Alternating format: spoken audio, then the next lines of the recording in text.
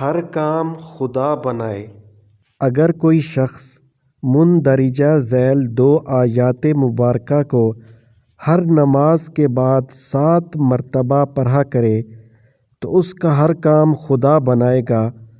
اگر ضعیف ہو تو قوی ہو جائے، رسوا ہو تو عزت دار ہو جائے، قرض دار ہو تو اسے قرض سے نجات ملے، غم و الم ہو تو دور ہو جائے، عسرت و تنگی ہو تو خداوند کریم رزق و فلاح کے دروازے اس پر کھول دے، قید ہو تو روزانہ 41 مرتبہ پڑھا کرے، انشاءاللہ نجات پائے۔ پہلی آیت کشائش رزق اور ہر آفت سے محفوظ رہنے کے لیے ہے، اور دوسری آیت حب و تسخیر کے لیے ہے۔ تو آئیے ان دونوں آیات کو یاد کرتے ہیں۔ اعوذ باللہ من الشیطان الرجیم، بسم اللہ الرحمن الرحیم۔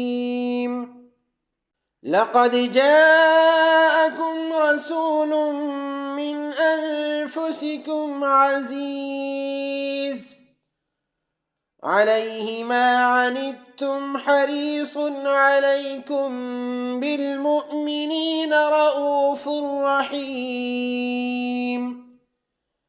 فَإِن تَوَلَّوْا فَقُلْ حَسْبِيَ اللَّهُ لَا إِلَٰهَ إِلَّا هُوَ عَلَيْهِ تَوَكَّلْتُ وَهُوَ رَبُّ الْعَرْشِ الْعَظِيمِ۔